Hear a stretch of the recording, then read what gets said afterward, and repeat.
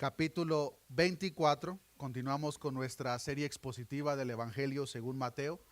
Vamos a leer en esta oportunidad del versículo 32 al versículo 42. Mateo capítulo 24, versículo 32. Dice la palabra de Dios: de la higuera aprended la parábola. Cuando ya su rama está tierna y brotan las hojas, sabéis que el verano está cerca. Así también vosotros, cuando veáis todas estas cosas, conoced que está cerca a las puertas. De cierto os digo que no pasará esta generación hasta que todo esto acontezca. El cielo y la tierra pasarán, pero mis palabras no pasarán. Pero el día y la hora nadie sabe, ni aun los ángeles en los cielos, sino solo mi Padre. Mas como en los días de Noé, así será la venida del Hijo del Hombre. Porque como en los días antes del diluvio estaban comiendo y bebiendo, casándose y dando en casamiento hasta el día en que Noé entró en el arca, y no entendieron hasta que vino el diluvio y se los llevó a todos. Así será también la venida del Hijo del Hombre. Entonces estarán dos en el campo, el uno será tomado y el otro será dejado. Dos mujeres estarán moliendo en un molino, la una será tomada y la otra será dejada. Velad pues, porque no sabéis a qué hora ha de venir nuestro Señor. Oremos a nuestro Dios. Padre, gracias te damos, Señor, una vez más por este día, Señor, donde tus misericordias continúan revelándose hacia cada uno de nosotros. Gracias te damos por la nieve. Gracias te damos por el tiempo que nos has permitido reunirnos aquí como iglesia, Señor, para cantarte, alabarte, honrarte y ahora, Señor, ser alimentados a través de tu palabra. Oramos, Señor, para que sea tu Espíritu Santo abriendo nuestro entendimiento, que sea tu Espíritu Santo, Señor, ayudándonos a de la misma manera practicar todo aquello que tú esperas de nosotros. No queremos, Señor, salir de este lugar de la misma manera en que llegamos, sino bendícenos, Señor, con tu palabra, alimenta nuestro ser. Y de antemano te damos gracias, Señor, porque confiamos en lo que tu palabra nos enseña, que en aquellos que has comenzado la buena obra, tú la perfeccionarás, Señor, hasta el día de tu venida. Gracias te damos, Señor, todo esto te lo hemos pedido en el nombre de Jesús. Amén. ¿Pueden tomar su asiento, hermanos? Hasta este punto, hermanos, los versículos de los cuales hemos aprendido, espero que hayan podido notar, pero nuestro Señor Jesús ya dio en parte respuesta a las preguntas que los discípulos le hicieron en los primeros versículos. En realidad, todo el capítulo 24 descansa sobre esas preguntas que los discípulos hacen en los primeros versículos. ¿Cuáles fueron esas preguntas? Versículo 3, ¿cuándo serán estas cosas y qué señal habrá de tu venida y del fin del siglo? Nuestro Señor Jesús ya les había mencionado acerca de la destrucción del templo. Nuestro Señor Jesús ya les había incluso dado detalles de qué manera es que la destrucción del templo y la ciudad de Jerusalén iba a suceder. Los discípulos automáticamente, considerando lo catastrófico del evento que sería la destrucción del templo, inmediatamente anexaron la destrucción del templo con el fin del mundo. Por lo tanto le preguntan: Señor, ¿cuándo es que van a hacer estas cosas? ¿Y qué señal habrá de tu venida y del fin del siglo? Nuestro Señor Jesucristo por todo el capítulo 24 ha dado una respuesta, pero hemos notado que no es una respuesta directa. Pues la pregunta de los discípulos fue ¿cuándo? Y notemos que nuestro Señor Jesús hasta este punto no les ha dado una fecha, un año, un mes, un día específico. Pero sí hemos visto, hermanos, que nuestro Señor Jesucristo les ha dado una gran lista de señales para que ellos notasen, número uno, que un gran número de estas señales simplemente marcaban que los propósitos y designios de Dios iban avanzando como Él lo determinó desde antes de la fundación del mundo, pero otro pequeño grupo de señales iban a marcar la inmediata venida, el regreso de nuestro Señor Jesucristo. Hemos aprendido por todo el capítulo 24 que a la vez uno de los puntos primarios que Jesús está tratando es para advertirles y que no fuesen engañados con las mismas señales que Él les está proveyendo. Por estos versículos de los cuales ahora aprendemos, hermanos, nuestro Señor ahora va a presentar una solemne pero importante instrucción sobre la preparación en ese tiempo de espera en el cual nos encontramos en realidad desde la destrucción del templo. Nuestro Señor Jesucristo, queridos hermanos, no quiere que ninguno de sus discípulos sean sorprendidos de tal manera que cuando Él regrese no estemos preparados. Estos versículos de los cuales aprendemos en esta oportunidad, hermanos, los podemos dividir en 4 secciones para que sea un poco más fácil de digerir. Y quiero que comencemos con la primera, que es la parábola de la higuera. Notemos, hermanos, cómo nuestro Señor Jesús en esta final sección comienza con una ilustración de la higuera. Nuestro Señor Jesús previamente ya les ha compartido enseñanzas haciendo el uso de una higuera. Como es de costumbre, nuestro Señor Jesús, siendo el maestro de maestros, siempre buscaba la manera más simple para que sus discípulos y su audiencia pudiesen entender lo que les estaba transmitiendo. Y para hacer tal cosa, Él hacía uso de cosas con las cuales ellos estaban familiarizados, ya sean oficios, ya sean árboles, ya sean regiones. Y en este caso vemos una vez más que nuestro Señor Jesucristo les va a enseñar algo haciendo uso de una higuera. Notemos el verso 32. De la higuera aprended la parábola. Cuando ya su rama está tierna y brotan las hojas, sabéis que el verano está cerca. Así también vosotros, cuando veáis todas estas cosas, conoced que está cerca a las puertas. Son muchas las personas, queridos hermanos, que se han apresurado a aplicar un significado que en realidad no va de acuerdo con el contexto en esta pequeña breve parábola. Como estoy seguro que muchos de ustedes posiblemente incluso lo hayan escuchado, pero muchas personas apresuradamente aplican que la higuera en esta parábola, en este contexto, es Israel. Ahora, es cierto, hermanos, que nuestro Señor Jesucristo en textos previos ha usado una higuera como representación de Israel, pero posiblemente recordarán, hermanos, que no es un buen hábito de interpretación de que si en un texto una palabra significa algo, asumir automáticamente que en toda la Biblia donde encontramos esa palabra tiene el mismo significado, porque ese no es el caso. Hemos visto cómo la palabra levadura se ha usado tanto en un contexto positivo como en un contexto negativo. En este caso podemos ver, hermanos, que previamente Jesús sí usó la figura de una higuera como una representación de Israel, pero en este caso ese no es la situación, esa no es la situación. Este uso de la palabra o de la parábola de la higuera, hermanos, lo debemos de entender a la luz del contexto inmediato.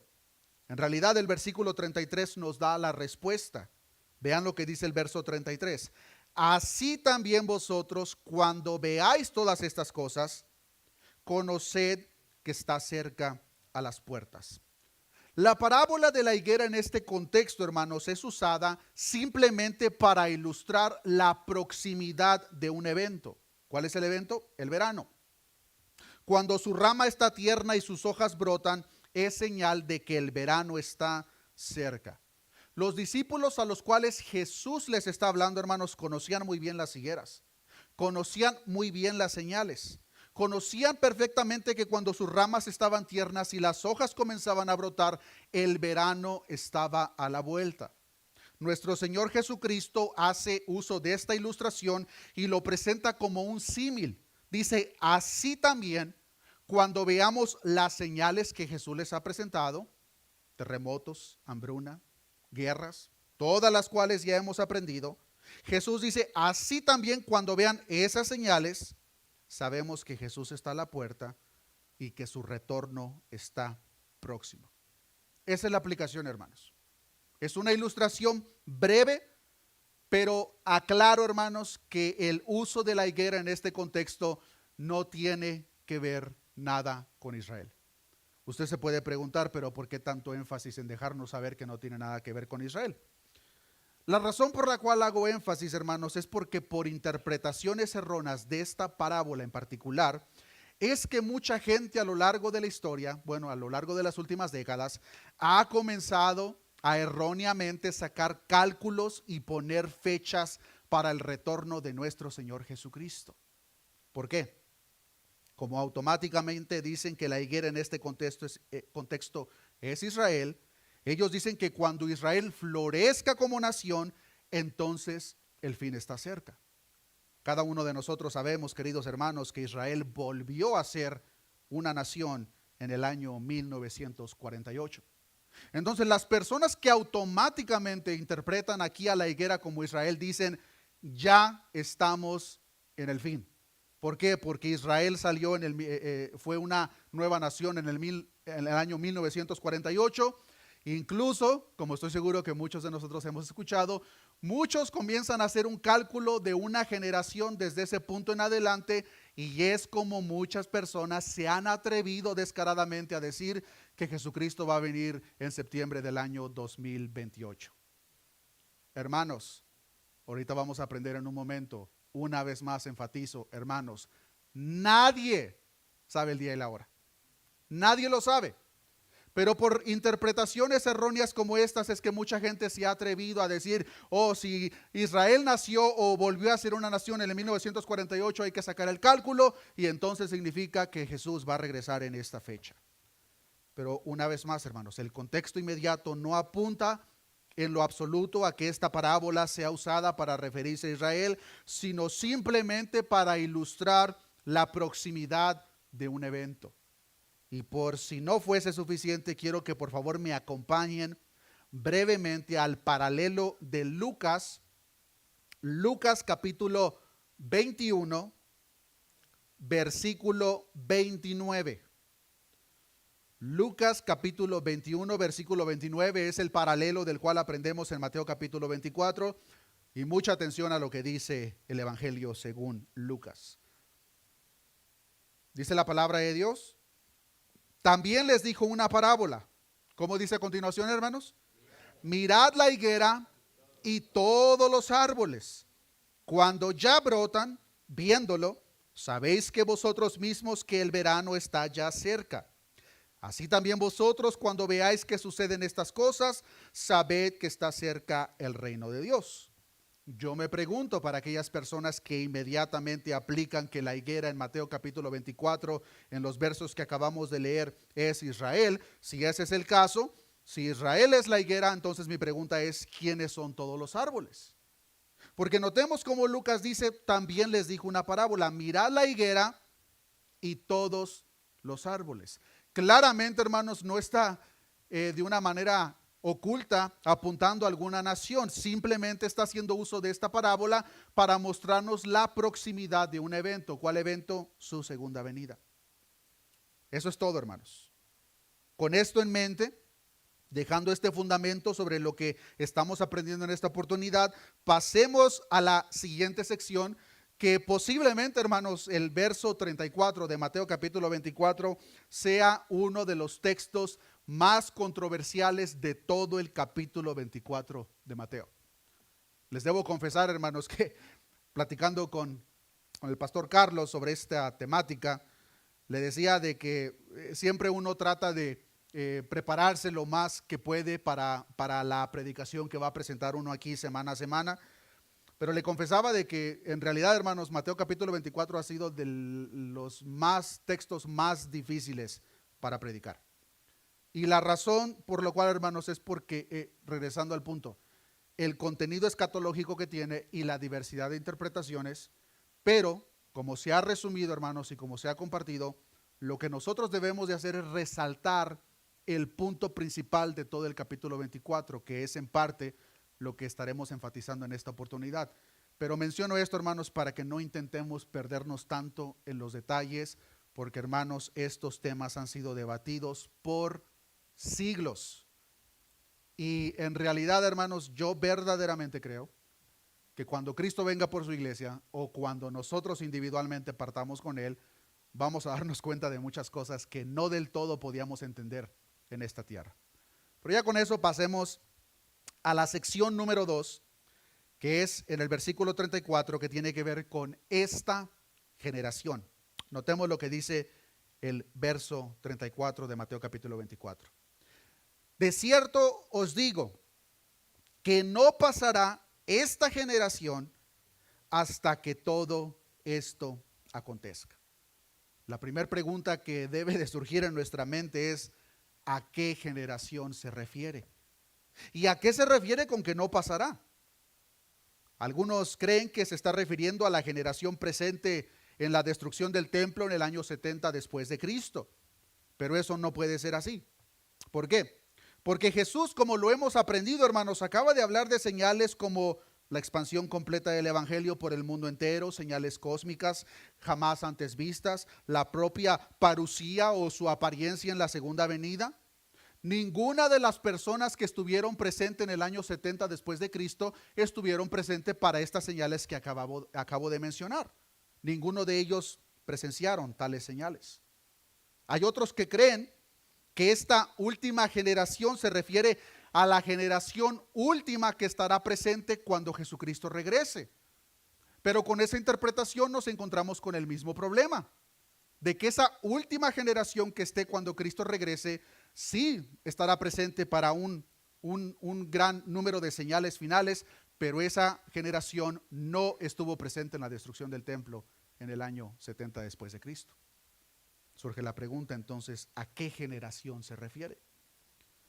Pues es necesario, queridos hermanos, profundizar en el texto, incluso las palabras individuales, para ver a qué se está refiriendo. Esta palabra generación, hermanos, cuando la analizamos en su idioma original en el que fue pronunciada, es decir, en el griego, es la palabra genea. Y esta palabra, queridos hermanos, debemos de entender de que es usada en diferentes contextos. Es por eso la importancia de escudriñar las palabras, porque, hermanos, nosotros lo que tenemos aquí es una traducción de traducciones. La Biblia no fue escrita en español.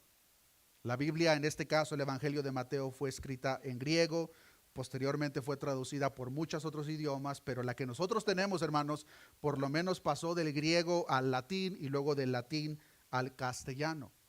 Pero esta palabra original, genea, hermanos, se usa en diferentes contextos. Por ejemplo, se ha usado en la palabra para referirse a un nacimiento, se ha usado para referirse a una simiente, familia, raza, nación o nacionalidad. Esta palabra genea es la misma palabra que se usa en el Evangelio según San Marcos capítulo 7 versículo 26, donde dice: la mujer era griega y sirofenicia de nación. Genea, es la misma palabra. Es la misma palabra que se usa en Hechos capítulo 7 versículo 13, donde dice: y en la segunda, José se dio a conocer a sus hermanos y fue manifestado a Faraón el genea, linaje de José. Ahora, si esta palabra tiene dichas aplicaciones, ¿cuál es el uso de Jesús al emplear tal palabra? Muy seguramente, queridos hermanos, Jesús está empleando esta palabra no en el contexto de generación, sino en el contexto del mismo que encontramos en Hechos capítulo 7 versículo 13, que es linaje. Ahora pregunta: ¿qué linaje se está refiriendo? ¿Cuál fue la pregunta de los discípulos? ¿Cuándo sucederán estas cosas? ¿Cuáles cosas? La destrucción del templo, la destrucción de la ciudad de Jerusalén y su venida. Si notamos el contexto inmediato, queridos hermanos, muy posiblemente lo que Jesús está refiriendo es el linaje de Judá, el pueblo judío, ahora sí. Y ahora, ¿por qué? Hermanos, los discípulos que escucharon estas palabras por parte de Jesús, inmediatamente muchos de ellos asumieron: con la destrucción del templo y la destrucción de la ciudad, el linaje de nuestra gente, el judío, va a quedar aniquilado, va a desaparecer. Ahora nosotros sabemos, hermanos, que cuando Dios derramó su juicio sobre la nación de Israel en el año 70 después de Cristo, la nación de Israel sí fue eliminada, pero el linaje de los judíos no fue. Pero los judíos no sabían eso. Ellos muy posiblemente pensaron que con tal juicio el linaje de Judá sería eliminado por completo. Por tanto, Jesús dice: de cierto os digo que no pasará esta generación, linaje, hasta que todo esto acontezca. Es decir, tal linaje, tal pueblo estaría presente en el acontecimiento de todas las señales mencionadas por Jesús. claramente estuvieron presentes en el cumplimiento de la destrucción del templo y la ciudad. Han estado presentes a lo largo de la apostasía, guerras, hambrunas, terremotos.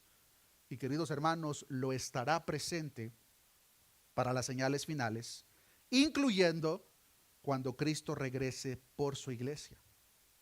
Interesantemente, hermanos, cuando llegamos al versículo 30 del mismo Evangelio de Mateo, vean lo que dice. Dice, entonces aparecerá la señal del Hijo del Hombre en el cielo, y entonces lamentarán todas las tribus de la tierra, incluyendo, queridos hermanos, el mismo linaje de los judíos. Se van a lamentar cuando Cristo regrese, muchos de ellos. ¿Por qué?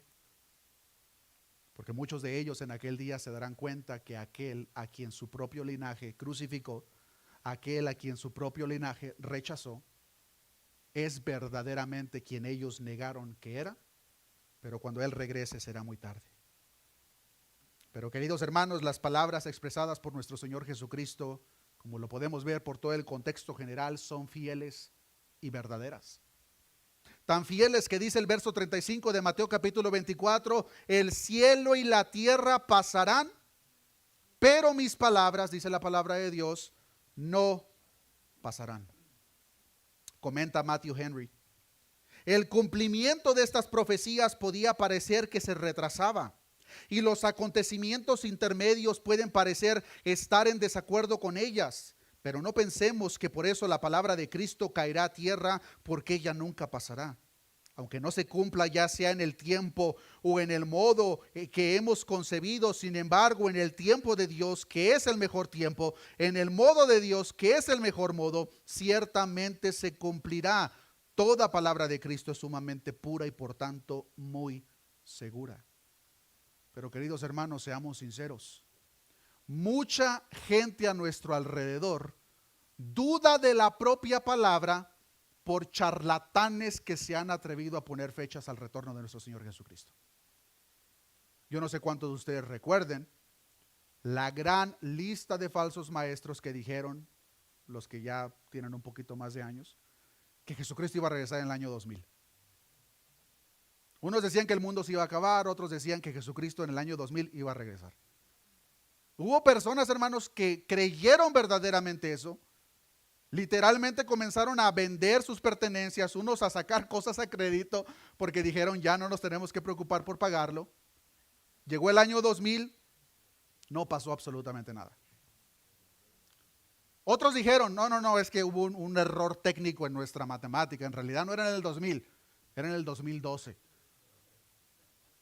Llegó el año 2012.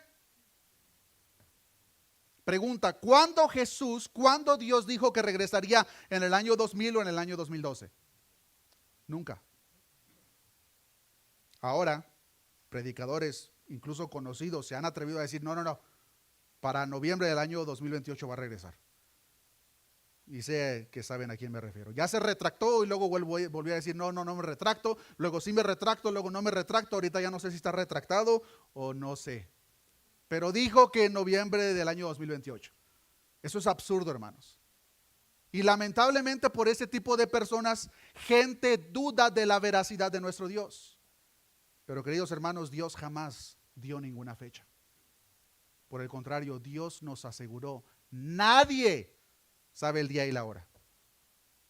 Pero nosotros podemos tener la seguridad, queridos hermanos, que las palabras de nuestro Dios son fieles y verdaderas. Y como el mismo texto 35 nos enseña, el cielo y la tierra pasarán, pero mis palabras no pasarán. Es la misma expresión que presenta el apóstol Pedro en 2 de Pedro capítulo 3 versículo 7, donde dice, pero los cielos y la tierra que existen ahora están reservados por la misma palabra, guardados para el fuego en el día del juicio y de la perdición de los hombres impíos. Jesús, queridos hermanos, ahora nos deja saber de una manera verdaderamente clara que aunque las señales presentadas serán notables, no marcarán el momento inmediato de su venida. Es por eso que nosotros no podemos notar las guerras, hambrunas, terremotos, apostasía, falsos maestros como el retorno inmediato de nuestro Señor Jesucristo. y las señales presentadas en Mateo capítulo 24, que sí lo marcan, como lo es la propia parucía o su aparición, las señales cósmicas, queridos hermanos, cuando esas señales estén presentes ya es demasiado tarde, porque va a ser en un abrir y cerrar de ojos. Noten lo que dice el verso 36 de Mateo capítulo 24. De hecho, ayúdenme a leer para que este mensaje haga eco en nuestros corazones. Dice la palabra de Dios: pero del día y la hora nadie sabe, ni aun los ángeles de los cielos, sino solo mi Padre. Hermanos, ningún predicador de YouTube sabe cuándo regresará Jesús. Ahora, este verso propio, surgen muchas preguntas cuando nosotros lo leemos, porque claramente dice: el día y la hora nadie lo sabe, ni aun los ángeles de los cielos, sino solo mi Padre. Yo les pregunto a ustedes, hermanos, ¿significa esto que ni Jesús mismo sabía el día y la hora?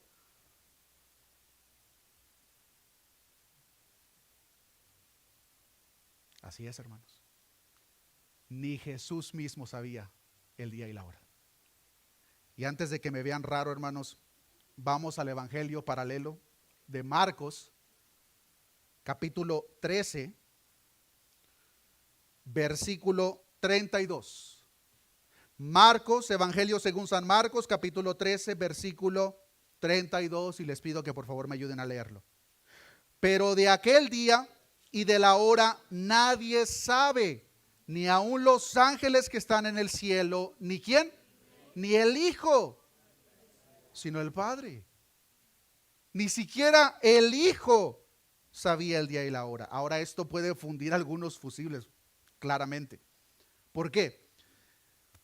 ¿Que no se supone que Jesús es Dios? Claro que lo es. ¿Cómo es posible que entonces el Dios omnisciente del cual nos habla la palabra no tuvo conocimiento de tal evento? Queridos hermanos, una de las doctrinas más importantes que nos es necesario conocer a profundidad es la propia encarnación del Verbo. En la encarnación del Verbo, Jesucristo, queridos hermanos, fue verdaderamente Dios y verdaderamente hombre, pero de manera voluntaria restringió ciertos atributos divinos. No sé si recuerden el versículo que leímos al principio cuando se dio apertura a este culto, pero Filipenses capítulo 2, versículo 6 nos enseña, hablando de Jesucristo, el cual siendo en forma de Dios, no estimó el ser igual a Dios como cosa que aferrarse. Y noten lo que dice el versículo 7 acerca de la persona de nuestro Señor Jesucristo. Versículo 7, sino que se despojó a sí mismo, tomando forma de ¿qué? De siervo, hecho semejante ¿a qué? A los hombres. Queridos hermanos, el Dios eterno, todopoderoso, omnisciente, omnipresente, se despojó a sí mismo. Dice la palabra de Dios que cuando se despojó, tomó forma de siervo y se hizo semejante a los hombres. No olvidemos, queridos hermanos, que nuestro Dios es espíritu, es lo que la palabra de Dios nos enseña. Pero cuando nuestro Dios se encarnó, habitó un cuerpo limitado como el de nosotros, que esta mañana estoy seguro que experimentó mucho frío. Jesús pasó frío, hermanos. El Dios encarnado, Jesucristo, tuvo frío, tuvo hambre, durmió. Voluntariamente se limitó en ciertos atributos para cumplir el propósito de Dios Padre. Pero queridos hermanos, Dios no se cansa, Dios no duerme. Pero Jesucristo encarnado, el Verbo hecho carne, sí se cansó, sí tuvo frío, sí lloró, sí estuvo triste. Y claramente, como lo podemos ver en este versículo de Mateo capítulo 24, incluso el atributo de omnisciencia de cierta manera se limitó. No olvidemos aquella escena cuando van a arrestar a nuestro Señor Jesús. ¿Qué fue lo que hizo el discípulo Pedro? Inmediatamente sacó la espada. Y no pensemos, hermanos, que la intención de Pedro fue cortarle la oreja. Esa no fue la intención de Pedro. La intención de Pedro fue cortarle la cabeza. pero solo alcanzó la oreja. ¿Pero qué fue lo que le dijo Jesús? Mateo 26:53. ¿Acaso piensas que no puedo ahora orar a mi Padre y que Él no me daría más de 12 legiones de ángeles? Pedro, ¿acaso crees que yo necesito que tú me salves? ¿Acaso crees que yo no puedo inmediatamente ordenar que venga 12 legiones de ángeles y los aniquile a todos por completo? Pero queridos hermanos, Jesucristo vino con un propósito a esta tierra. Y para cumplir ese propósito, como nos enseña Filipenses 2:6, una vez más, el cual siendo en forma de Dios, no estimó el ser igual a Dios como cosa que aferrarse, sino que se despojó a sí mismo tomando forma de siervo, hecho semejante a los hombres. Y estando en la condición de hombre, Dios siendo hombre, se humilló a sí mismo, haciéndose obediente hasta la muerte, y no fue una muerte cualquiera. Jesucristo no murió de edad avanzada en una cama. Jesucristo murió en un madero, que de acuerdo a la ley dice maldito el que muera en un madero.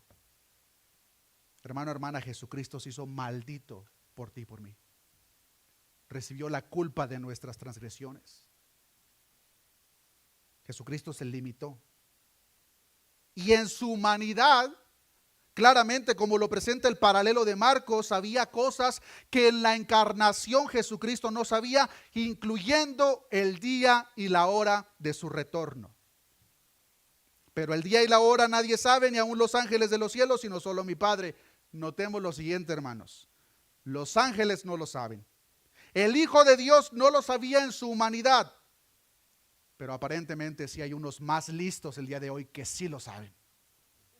Es absurdo, hermanos. Y son charlatanes. Nadie sabe el día y la hora, ni los ángeles de los cielos, sino solo mi Padre. De hecho, queridos hermanos, el día de regreso de nuestro Señor Jesucristo va a tomar a la gente por sorpresa completa. Así llegamos a la sección número 3, como en los días de Noé. Vean lo que dice el versículo 37 de Mateo capítulo 24. Mas como en los días de Noé, así será la venida del Hijo del Hombre. Porque como en los días antes del diluvio estaban comiendo y bebiendo, casándose y dando en casamiento hasta el día en que Noé entró en el arca, y no entendieron hasta que vino el diluvio y se los llevó a todos. Así será también la venida del Hijo del Hombre. Entonces estarán dos en el campo, el uno será tomado y el otro será dejado. Dos mujeres estarán moliendo en un molino, la una será tomada y la otra será dejada. Velad pues, porque no sabéis a qué hora ha de venir nuestro Señor. Nuestro Señor Jesús ahora presenta otro símil para resaltar el propio elemento de sorpresa de su retorno. Y con esta ilustración, como lo podemos ver, nos regresa, nos lleva al diluvio. En los días de Noé, queridos hermanos, la gente comía, bebía y se casaba. Ahora, eso no tiene absolutamente nada de malo. Todos nosotros lo hacemos. Comemos, bebemos y nos casamos. Lo que esta ilustración o palabras nos presentan, queridos hermanos, es la vida cotidiana. Básicamente lo que todos como seres humanos hacemos. En la generación presente en los días de Noé, queridos hermanos, parte del problema no estaba tanto en lo que hacían, sino en lo que no hacían. Esa generación, como lo podemos ver en el libro de Génesis, tenían un afán materialista que había ocupado el lugar que le corresponde a Dios. Según su pensamiento, esta generación no tenía necesidad alguna de un Salvador. Para empezar, hermanos, dicha generación ni siquiera conocía la lluvia. Entonces, que venga alguien y les predique arrepentimiento porque Dios va a derramar un diluvio. ¿Cuál fue el pensamiento de ellos? Noé, estás completamente loco. A pesar de la advertencia de Noé, ellos confiaban en que todo seguiría como había estado por años. Comenta William Hendrickson: cuando el alma se ve completamente envuelta en esas cosas, de modo que asuntos como estos llegan a ser un fin en sí mismos y se descuidan las tareas espirituales, ya no son una bendición. sino que se han convertido en una maldición. Han llegado a ser evidencias de un materialismo vulgar, de una seguridad falsa y con frecuencia de un frío egoísmo. Notemos cómo mucha iglesia el día de hoy le está llamando bendición a lo que muy posiblemente es una maldición. Y no estoy hablando de maldiciones generacionales, nada que ver, hermanos. Pero queridos hermanos, es verdaderamente absurdo llamarle bendición a aquello que nos está apartando de Dios. Hay gente que posiblemente por un tiempo no tiene trabajo y están orando a Dios: Dios, por favor, provee un trabajo. Dios les provee, no les es suficiente, sino que andan buscando más trabajo, de tal manera que son tan consumidos por el trabajo que ya ni tiempo tienen de congregarse, pero se le dicen: Dios, gracias. No te equivoques, amigo, amiga. Dios jamás te va a dar algo que te aparte de Él. Pero esta generación, queridos hermanos, vivían completamente en una indiferencia a que el juicio de Dios estaba a la vuelta. Pero Noé, como pregonero de justicia, como nos enseña la carta de Pedro, les estuvo advirtiendo por décadas. No solamente vivían su vida cotidiana como que no pasaba absolutamente nada, sino que en el libro de Génesis podemos ver que sus pensamientos eran de continuo solamente el mal. Génesis 6:5 dice: y vio Jehová que la maldad de los hombres era mucha en la tierra, y que todo designio de los pensamientos del corazón de ellos era de continuo solamente el mal. Al mismo tiempo, el mundo vivía con una indiferencia total, seguían sus vidas cotidianas, comiendo, bebiendo, casándose, practicando vidas de pecado, burlándose de Noé y del propio mensaje de Noé entregado por Dios. Aquí surgió una pregunta verdaderamente importante para cada uno de nosotros, hermanos. No perdamos de vista el contexto. Jesús acaba de presentar una gran lista de señales, algunas catastróficas, pero ahora llegamos a este verso y le está diciendo a sus discípulos, pero también a nosotros, que como en los días de Noé, así será su retorno. Nosotros nos podemos preguntar, hermanos, ¿cómo es posible que un mundo perdido pueda vivir su vida cotidiana como que nada sucede en medio de las señales mencionadas? Hambrunas, terremotos, guerras, anticristos, falsos maestros. Queridos hermanos, la respuesta es verdaderamente sencilla. Esa será la nueva normalidad antes de que Cristo regrese. Y no tenemos que ir a tales extremos, hermanos. Hace solamente unos años atrás, todos nosotros, sin excepción alguna, aceptamos una normalidad de algo que no era para nada normal. Andar con mascarilla donde quiera que íbamos. Las primeras semanas era algo verdaderamente raro, ¿no? Como que yo no, uno que otro rebelde, yo no me voy a poner. Ya cuando pasó un año y medio, era la nueva normalidad. La pandemia cambió por completo el concepto de normalidad durante ese tiempo. Queridos hermanos, esta generación presente en el tiempo del fin estará ciego a las señales presentadas, de tal manera que esta será la nueva normalidad. Hambruna, terremoto, falsos cristos, falsos maestros. Aparte, queridos hermanos, no olvidemos, el mundo perdido no va a sufrir la persecución. La iglesia sí.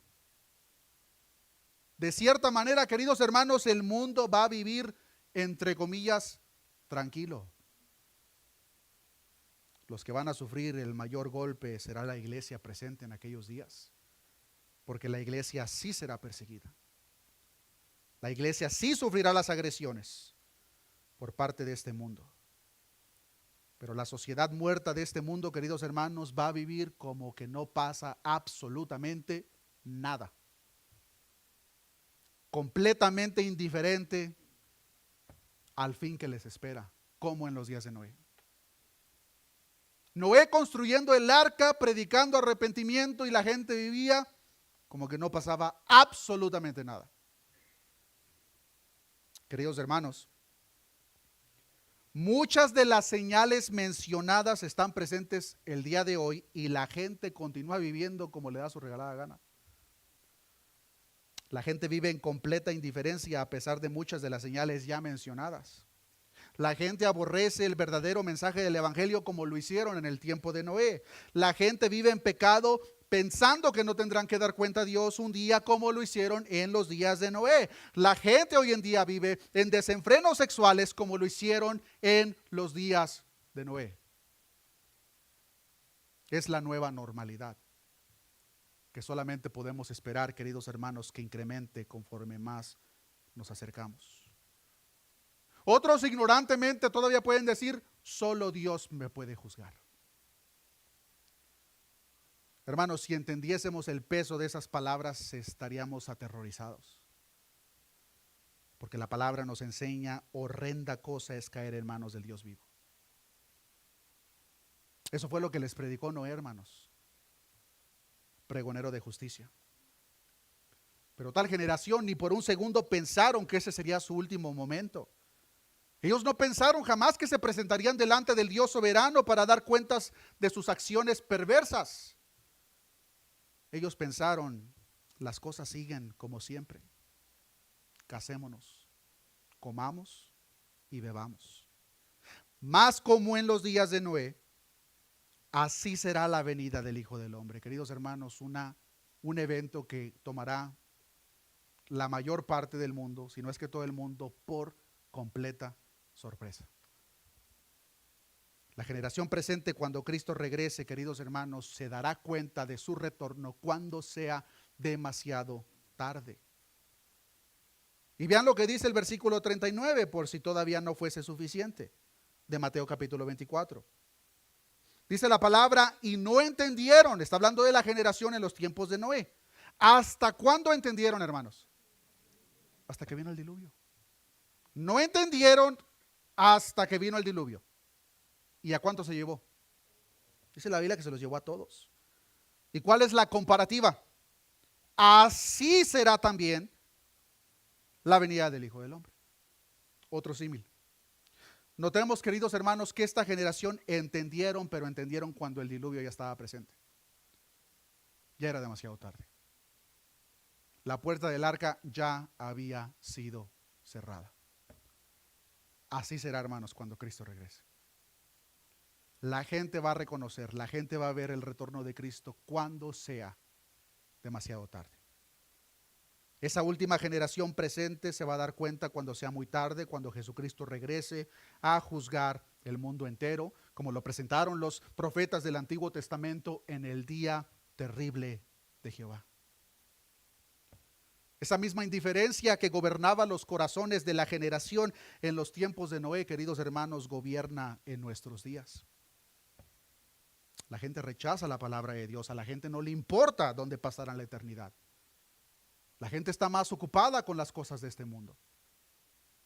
Piensan que tienen seguro el día de mañana.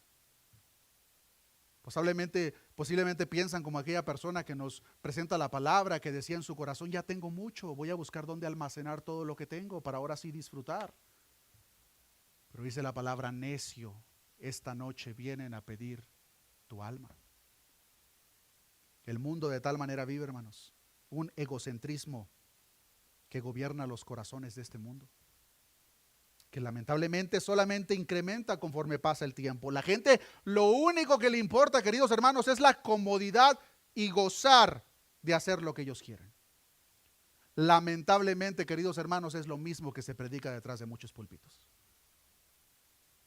Comodidad, gozar, lo que tu corazón desee, está bien. Cuando el verdadero mensaje del evangelio es, muere a tu voluntad y sigue a Cristo. Pero queridos hermanos, si ese mensaje es difícil de aceptar el día de hoy, es por eso que nadie en los tiempos de Noé le hizo caso a Noé. ¿Ustedes se imaginan, hermanos, que Noé antes del diluvio les hubiera haber dicho, ahora sí, campeones, vamos a ser prósperos, entren al arca todos los que quieran la bendición de Dios? Les aseguro, hermanos, que muchos hubieran haber entrado al arca. Pero ese no fue el mensaje que Noé predicó. Lo que Noé predicó fue arrepentimiento, que es lo mismo que esta generación perversa necesita escuchar. Pero no lo quisieron escuchar. Cuando Cristo regrese, queridos hermanos, El mundo entero se puede dividir en dos tipos de personas. El primero, los que son tomados, y el segundo, los que son dejados. Notemos el versículo 40. Entonces, es decir, cuando Cristo regrese, cuando venga por completa sorpresa, nadie lo va a estar esperando, entonces estarán dos en el campo. El uno será tomado y el otro será dejado. Dos mujeres estarán moliendo en un molino, la una será tomada y la otra será dejada. No importa dónde se encuentre la humanidad en ese preciso momento, queridos hermanos. No importa que estén en el campo o moliendo. No importa que estén en la iglesia o en una conferencia política. No importa que estén en el hospital o en un aeropuerto. Cuando Cristo regrese, queridos hermanos, llegará con él mismo la cosecha. Unos serán tomados y otros serán dejados. ¿Acaso los que son tomados son aquellas personas que son buenas? Claro que no, porque si ese fuese el caso, nadie sería tomado, solo Dios es bueno. Serán tomadas aquellas personas, queridos hermanos, que han sido rociadas por la sangre del Cordero. Aquellos cuyos pecados han sido perdonados, aquellos en quienes Cristo gobierna en sus vidas, aquellos que sí murieron a su propia voluntad y vivieron para Cristo. La verdadera iglesia, queridos hermanos, será tomada de cada de los más pequeños rincones de este mundo. La falsa iglesia y todos los impíos serán dejados. En el tiempo de Noé, queridos hermanos, ¿saben cuántos fueron tomados? ¿Cuántos fueron tomados, hermanos? 8 personas en los tiempos de Noé. El resto fueron dejados. Nosotros nos podemos preguntar, ¿cuántos serán tomados en su segunda venida? No lo sabemos, pero sabemos que en comparación con los perdidos son solo pocos, muy pocos. Y la razón del por qué es verdaderamente simple, porque solamente muy pocos están dispuestos a entrar por la puerta estrecha. Solamente muy pocos están dispuestos a cargar su cruz, morir a su propia voluntad y vivir para Cristo. Y solamente esos pocos serán tomados en esa última generación. Si Cristo regresase, queridos hermanos, en el tiempo de nuestras vidas, ¿nosotros seríamos parte de los pocos o de los muchos? ¿Seríamos de los que son tomados o de los que son dejados? No nos equivoquemos en pensar, queridos hermanos, que estos dejados está presentado en un contexto de olvido. Como que voy a dejar algo ahí para que se me olvide, porque ese no es el caso. Serán dejados, queridos hermanos, para la perdición eterna. Serán dejados para el juicio final y eterno. Es lo mismo que predicó Juan el Bautista cuando dio apertura al ministerio de nuestro Señor Jesucristo. Mateo 3:10 predicó Juan, ya también el hacha está puesta a la raíz de los árboles. Por tanto, todo árbol que no da buen fruto es cortado y echado en el fuego. Yo a la verdad os bautizo en agua para arrepentimiento, pero el que viene tras mí, cuyo calzado yo no soy digno de llevar, es más poderoso que yo. Él os bautizará en Espíritu Santo y fuego. Mucha atención, versículo 12. Su aventador está en su mano, limpiará su era, recogerá su trigo en el granero y quemará la paja en fuego que nunca se apaga. Ese es el fin que le espera a los que son dejados. Los que son tomados, dice la palabra, recogerá su trigo en su granero, porque no olvidemos, queridos hermanos, que a Dios no se le va a olvidar ni siquiera uno de los que son de Él. Jesucristo dijo, mi Padre que me las dio es mayor que todos. Ni una sola persona, queridos hermanos, que le pertenece a nuestro Dios será dejada. Ahora, ¿cuál es la advertencia de Jesús ante el catastrófico final que nos presenta al final de este mundo? Sección número 4, velad porque no sabéis a qué hora ha de venir. Notemos lo que dice el versículo 42 de Mateo capítulo 24. Velad, pues, porque una vez más, hermanos, no sabéis a qué hora ha de venir vuestro Señor. Tales palabras del versículo 42 las podemos resumir como la conclusión y el punto principal de todo el discurso del Monte de los Olivos. Puesto que Cristo regresará cuando menos lo esperemos, debemos de velar. La gente perdida, como en los días de Noé, no velaron, estuvieron viviendo sus vidas como les dio su regalada gana. De la misma manera que vive este mundo, y lamentablemente con dolor en mi corazón lo digo, como muchos de nuestros familiares viven. Como que nunca se van a presentar delante de Dios. Como que son eternos. ¿Cómo podemos entender nosotros esta palabra de velad? En primer lugar, hermanos, notemos que la palabra velad está en un imperativo presente, lo cual significa una acción continua. No es suficiente con que yo velé el mes pasado, o es que yo ya velé la semana pasada, o yo voy a velar el día de mañana porque velé el día de hoy. No, queridos hermanos, esta palabra indica una acción continua hasta que nos presentemos delante de Cristo. Debemos de velar en todo tiempo, porque nadie sabe cuándo va a regresar. Y como lo hemos presentado en diversas ocasiones, aunque Cristo no regrese en nuestra generación, hermanos, posiblemente muchos de nosotros el día de mañana nos presentemos delante de Cristo. Ya sea que Cristo regrese o que nosotros partamos con Él, hermanos, el punto es, debemos de estar preparados. ¿De qué manera vamos a velar? Estando sobrios, espiritualmente hablando, con nuestros tactos espirituales afinados a través de la lectura de su palabra, a través de la oración, apartándonos del pecado cada día más, ocupándonos en los asuntos de nuestro Padre Celestial más que en los nuestros, que por cierto es lo que estaremos aprendiendo en las próximas parábolas, si Dios lo permite, para las próximas semanas. Pero esto, queridos hermanos, es lo que Dios espera de su iglesia. Una iglesia que vela, una iglesia que trabaja en su obra. Y queridos hermanos, la verdadera iglesia que nos revela la palabra vive de tal manera. Por lo cual, amigo, amiga, hermano, hermana, si tales acciones no se reflejan en ti, la pregunta es, ¿has verdaderamente conocido a Cristo? ¿O te estás engañando? La indiferencia que gobierna, queridos hermanos, este mundo, no pensemos que va a cambiar. No pensemos ni por un momento, queridos hermanos, que las cosas van a mejorar, porque todo lo contrario va a suceder. Las cosas van a empeorar, pero esa va a ser la nueva normalidad. Generaciones ciegas, sus conciencias cauterizadas, que no pensarán como muchos el día de hoy no piensan, que llegará el día en el cual se van a presentar delante de su Creador para dar cuentas por sus acciones.